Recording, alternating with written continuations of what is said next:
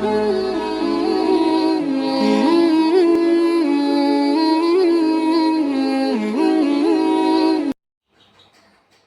علیکم ورحمۃ اللہ وبرکاتہ۔ امید آپ سب خیریت سے ہوں گے۔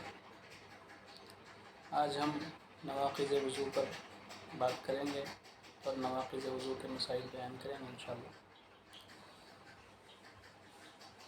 تو ایک سوال ہے، مسواک کرتے ہوئے خون نکل آنا۔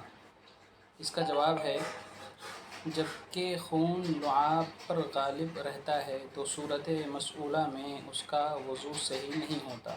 اسے چاہیے کہ مسواک نہ کرے، اس کے بجائے آہستگی کے ساتھ انگلی پھیر لیا کرے۔ یہ انگلی پھیرنا مسواک کے قائم مقام ہو جائے گا۔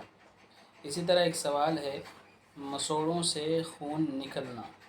اس کا جواب ہے، مسوڑوں سے اگر اتنا خون نکلے کہ تھوک پر غالب آ جائے تو وضو کے ٹوٹنے کا حکم ہوگا اور وضو دوبارہ کرنا ہوگا، اگرچہ نماز کا وقت کم رہ گیا ہو، اور اگر معمولی سی سرخی ظاہر ہو اور تھوک پر غالب نہ ہو تو وضو نہیں ٹوٹے گا۔ اس صورت میں دوبارہ وضو کرنے کی ضرورت نہیں ہوگی۔ اسی طرح ایک سوال ہے، آنکھ کی پتلی میں خون ناقض وضو نہیں۔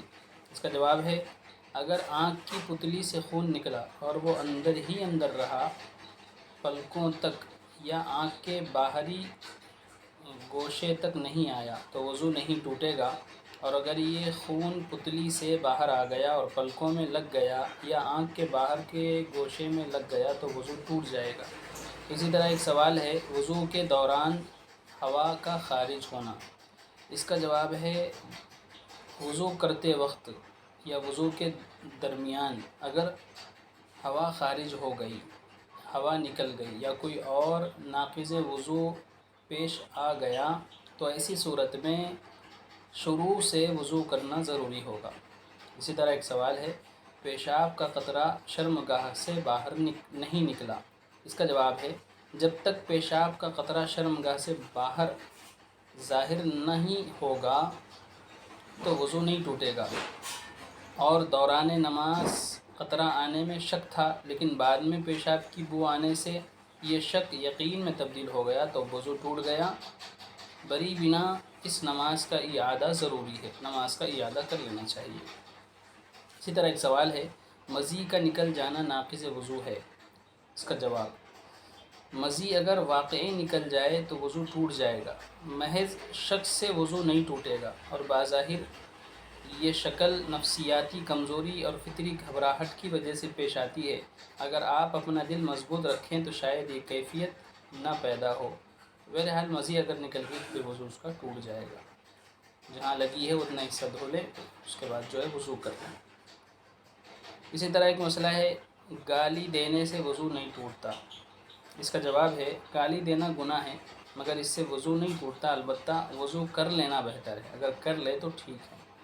اسی طرح ایک مسئلہ ہے، پالتی مار کر بیٹھے ہوئے سونے سے وضو نہیں ٹوٹتا۔